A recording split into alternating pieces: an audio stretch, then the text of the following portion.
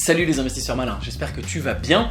Je m'appelle Gabriel Jarosson. Aujourd'hui, je voudrais te parler d'un sujet dont on me parle très souvent, c'est le prévisionnel d'une startup.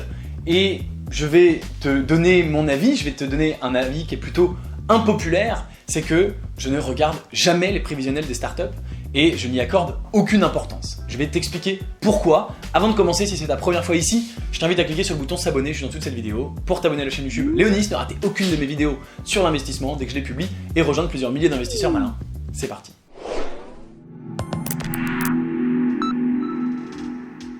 Alors là, tu te dis peut-être, Gabriel, tu prétends être un investisseur malin et tu es en train de nous dire que tu ne regardes pas les prévisionnels. Est-ce que en fait tu ne comprends rien à ton métier? Est-ce que tu es complètement nul? Est-ce que, Gabriel, tu débloques? Eh bien non, je te le redis, les yeux dans le YouTube, comme tu veux, je n'accorde aucune importance à ces documents-là. Je fais cette vidéo parce que on me le demande extrêmement souvent quand je fais des analyses de startups sur YouTube, comme tu me vois faire tous les dimanches soirs, ou même à l'intérieur de mon club privé, parfois je propose une opportunité d'investissement aux membres du club et certaines personnes me disent ça m'intéresse, si je suis dans le club, évidemment les gens sont dans le club pour suivre mes investissements, ils me font confiance, etc. Et je remercie bien sûr tous les membres du club de me faire confiance. Et il y a des gens qui me disent mais avant de prendre ma décision, je voudrais voir le prévisionnel pour voir un petit peu le potentiel et m'assurer de ce que ça va donner. Et je leur réponds la même chose, ce que je vais t'expliquer maintenant, c'est que je n'y accorde aucune importance. Alors, pourquoi est-ce que je débloque? Est-ce que je dérate? Est-ce que je suis complètement nul en investissement ou pas? La raison est la suivante.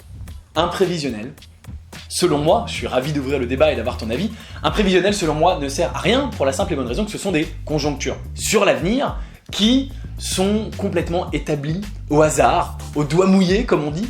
Et pour être moi-même entrepreneur et avoir fait des nombreux prévisionnels, eh bien souvent on met des chiffres en imaginant quelque chose, mais si tu es entrepreneur, si tu as déjà entrepris, tu le sais, dans la réalité des choses, ça ne se passe jamais comme prévu.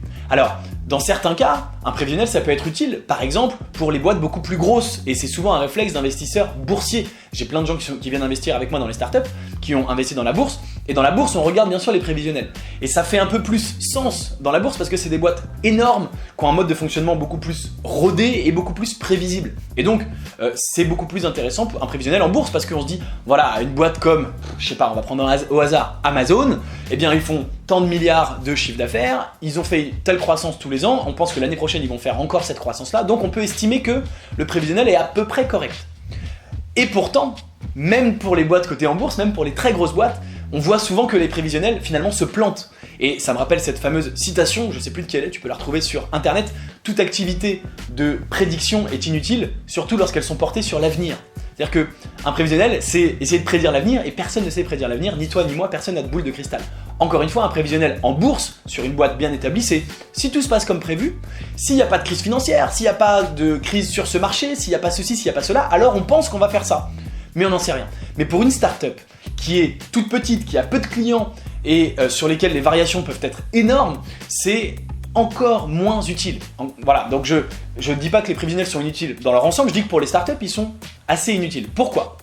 Eh bien, une startup peut tout simplement viser d'avoir, je sais pas, 10 clients et qu'en fait, la stratégie il y a un problème et qu'elle n'en ait aucun. Au contraire, la startup peut viser d'avoir 10 clients qui vont rapporter 1000 € chacun, 10 000 €, et en fait, tout d'un coup, elle se rend compte qu'elle signe un seul client mais qui va lui rapporter 30 000. Et donc, le prévisionnel était mauvais dans l'autre sens, ce qui est une bonne nouvelle, mais c'est donc, encore une fois, d'autant plus inutile, je pense, dans une startup, puisque une startup est beaucoup plus sensible aux variations. Hein. Encore une fois, c'est vraiment une question d'être sensible aux variations. Une très grosse boîte qui existe depuis des années, elle est moins sensible à ça. Donc, je ne regarde pas ça. Alors, tu vas dire, mais Gabriel, ok, comment on fait alors pour savoir si la startup elle a du potentiel? Eh bien, justement, c'est ça que je regarde le potentiel de la startup, et pour me rendre compte, pour comprendre ça sans regarder un prévisionnel, eh bien, je vais regarder le marché, bien sûr, le produit de la startup, est-ce qu'elle résout un vrai problème, et encore une fois associé au marché, est-ce qu'il y a beaucoup de gens qui ont ce problème, l'ambition du fondateur et l'équipe en elle-même, est-ce que cette équipe est capable de faire grossir ce projet. Et ça, c'est des choses pour moi beaucoup plus importantes. Si je vois un fondateur intelligent avec une forte ambition qui résout un vrai problème dans un marché vaste, eh bien j'ai pas besoin de regarder des prédictions parce que, entre guillemets, peu importe s'il atteint ses objectifs dans 3 mois ou dans 6 mois ou dans 1 an. Je regarde aussi bien sûr l'exécution. Je veux pas quelqu'un qui va atteindre ses objectifs dans 10 ans, parce qu'en fait dans 10 ans il sera mort bien avant, évidemment. Mais si c'est une équipe d'entrepreneurs qui est capable d'exécuter, eh bien le prévisionnel, je m'en fous. Le prévisionnel, c'est ces gens-là qui vont exécuter. On sait que les entrepreneurs, ils font de leur mieux, ils vont au plus vite, hein. Ils sont pas là à se dire ah bah comme on a fait le prévisionnel, si on est en avance, on va s'arrêter. Tu vois, ce genre de choses par exemple, ça n'existe pas. Ils vont à fond, ils font de leur mieux, ils travaillent comme des fous. Quasiment tous les entrepreneurs, en tout cas ceux dans lesquels j'investis. Et donc, je sais que ils vont faire de leur mieux avec la réalité qui leur est impartie. Donc voilà, c'est une opinion assez impopulaire, volontairement.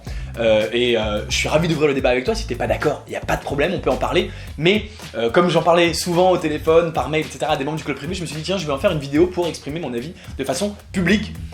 Encore une fois, n'hésite pas à me dire en commentaire si t'es pas d'accord, il n'y a aucun problème. Si tu veux mieux comprendre donc les autres critères sur lesquels je m'appuie, donc je t'ai parlé de l'équipe, de leur ambition, je t'ai parlé du marché et je t'ai parlé du problème qui est résolu par les différents par la startup, le produit en lui-même, et bien ça t'intéresse de comprendre plus tout ça, ça fait partie de mes critères d'investissement, ils sont juste en dessous dans la description, tu peux les télécharger gratuitement, t'as simplement à rentrer ton mail, n'hésite pas, c'est gratuit, c'est quelque chose que je partage à tout le monde, il y a beaucoup de gens, des milliers d'investisseurs malins qui les ont déjà lus, donc fais-toi plaisir, et à nouveau ça peut être un début de discussion si tu veux venir commenter sous cette vidéo en réponse à ces critères, tu es également le bienvenu.